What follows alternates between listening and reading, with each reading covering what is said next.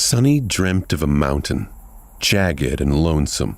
It dwarfed other peaks of the mountain chain, cutting the night sky with its sharp edges. A radiant moon bathed its slopes in the ghostly pale light.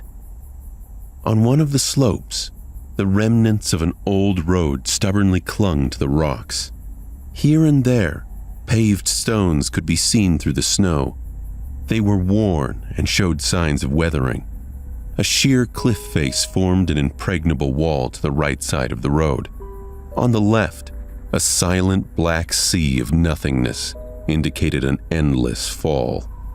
Strong winds crashed into the mountain over and over again, screaming in powerless rage. Suddenly, the moon fell over the horizon. The sun rose from the west, streaked across the sky, and disappeared in the east. Snowflakes jumped from the ground and returned to the embrace of the clouds. Sunny realized that he was seeing the flow of time in reverse. In an instant, hundreds of years flew by. The snow retreated, bearing the old road. Cold shivers ran down Sunny's back as he noticed human bones littering the ground. A moment later, the bones were gone, and in their place, a caravan appeared. Moving backward down the mountain, the clamoring of chains echoed hauntingly through the peak.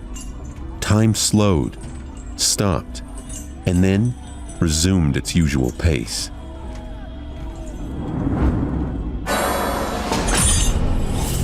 A loud voice boomed in Sunny's ears. Aspirant, welcome to the nightmare spell. Prepare for your first trial. Sunny searched around for the source of the voice, but saw nothing.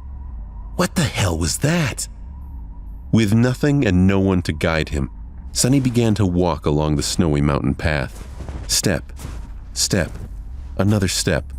A dull ache was radiating through Sunny's bleeding feet as he was shivering from the cold. His threadbare tunic was nearly useless against the biting wind. There was a sudden jolt of pain from his wrists. Sunny looked down to see that he was now wearing iron shackles. The frozen metal rubbed on his raw and broken skin, sending sharp pangs of pain with his every step. No, I can't be part of the caravan. This isn't what the dream realm is supposed to be like. Sunny looked up and down, noticing a long chain winding up the road, with dozens and dozens of hollow-eyed people, slaves, just like him, shackled to it at small intervals. A man with broad shoulders and a bloodied back walked with a measured gait ahead of him. Behind him, a shifty-looking guy with quick, desperate eyes quietly cursed under his breath in a language that Sunny did not know but somehow understood. From time to time, armed horsemen in ancient-style armor would pass by, giving the slaves menacing looks. Sunny expected the first nightmare to be bad, but this wasn't like anything he anticipated. He was more bewildered than panicked. Usually, freshly chosen aspirants would find themselves in a scenario that presented them with a fair amount of agency. They would become members of privileged or warrior castes, with plenty of access to necessary weapons to at least try to tackle any conflict. Starting as a powerless slave, shackled and already half dead, was as far from being ideal as one could imagine. However, the spell was as much about challenge as it was about balance. As the old policeman said, it created trials, not executions. So Sunny was pretty sure that to counter this abysmal start, it would reward him with something good, a powerful aspect at least. Let's see, how do I do this? Remembering popular webtoons he read as a child, Sunny concentrated and thought about words like status, myself, and information. Indeed, as soon as he focused, shimmering runes appeared in the air in front of him.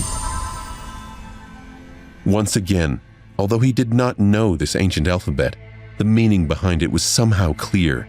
His eyes flitted over his bleak profile, which read, Name, sunless. True name, none. Soul rank, dormant. Memories, none. Echoes, none. Attributes, fated. Mark of divinity, child of shadows. Aspect. Sonny wasn't surprised to have the lowest possible soul rank. This was his first nightmare. He had hoped he might be gifted a memory or an echo. Memories were magical items that could be obtained from the dream realm and summoned by the dreamer. Similarly, echoes were creatures the dreamer could call on for aid, but it seemed the nightmare spell didn't see fit to grant Sonny any resources. Sonny knew he couldn't focus on what he hadn't been granted. Life had taught him that a long time ago. He remembered the cop's advice and focused on his aspect. Didn't sound promising, but he dug deeper, pulling up the aspect description.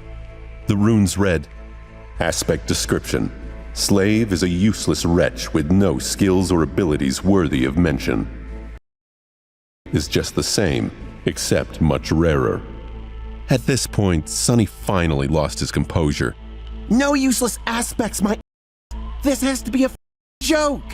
I was supposed to get a fair shot! Sonny stared at the runes, trying to convince himself that he may be seeing things. Surely he couldn't be that unlucky, right?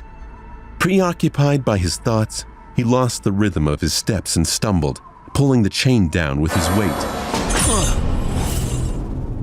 Immediately, the shifty guy behind him screamed, Yeah, I'm shifty, see?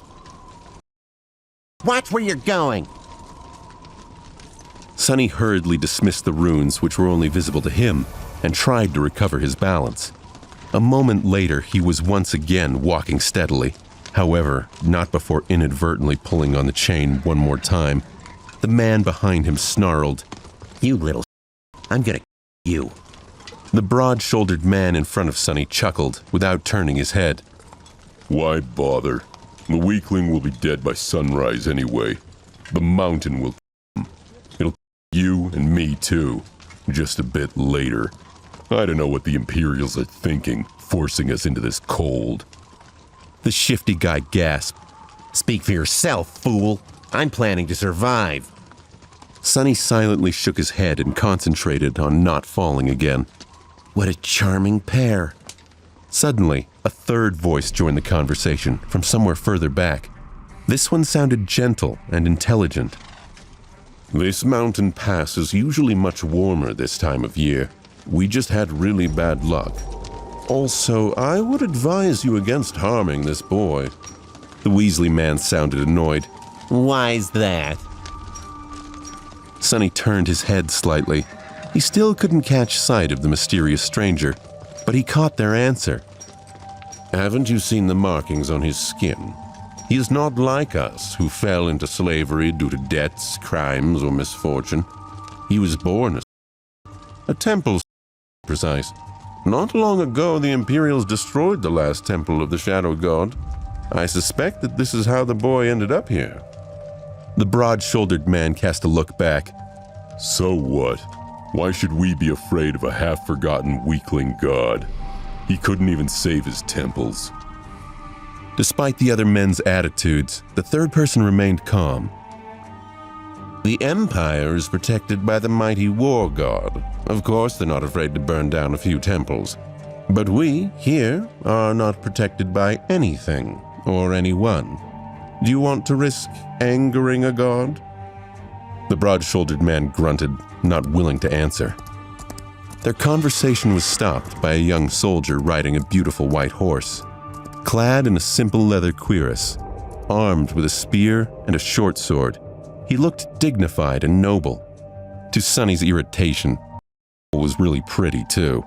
If this was a historical drama, the soldier would be a male lead. There was no particular menace in his voice, even something resembling concern. What is going on here? When everyone hesitated, the gentle-voiced slave answered, It is nothing, sir. We are all just tired and cold, especially our young friend over there. This journey is truly too hard for someone that young. The soldier looked at Sonny with pity, and the teen felt resentment bubble up in him. Who was this soldier to look at him like that?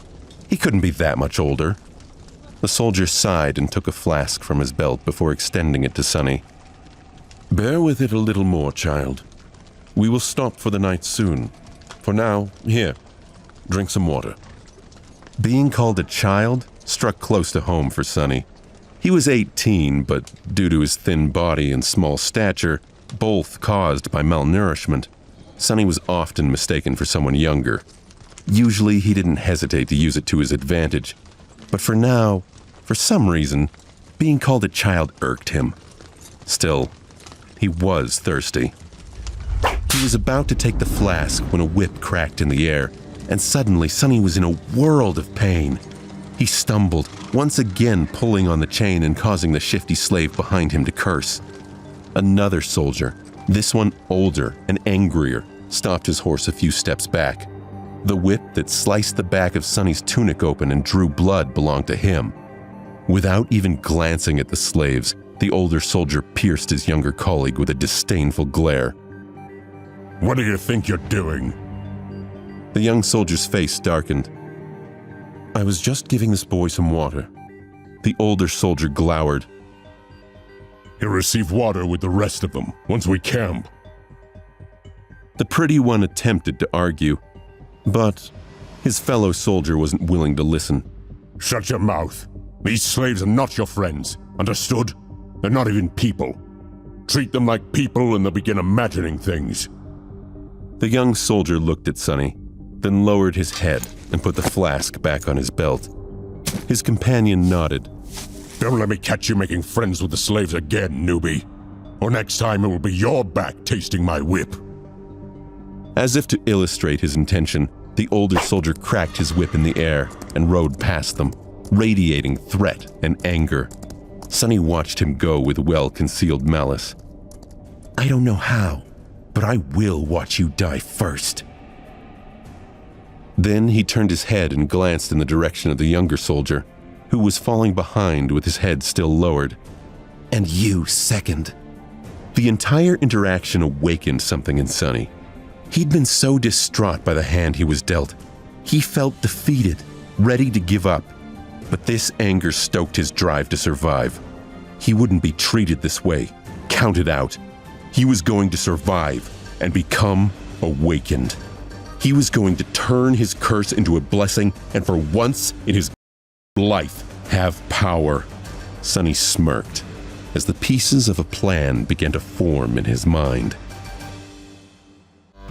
Wait, that's not the end. You've just had a free taste.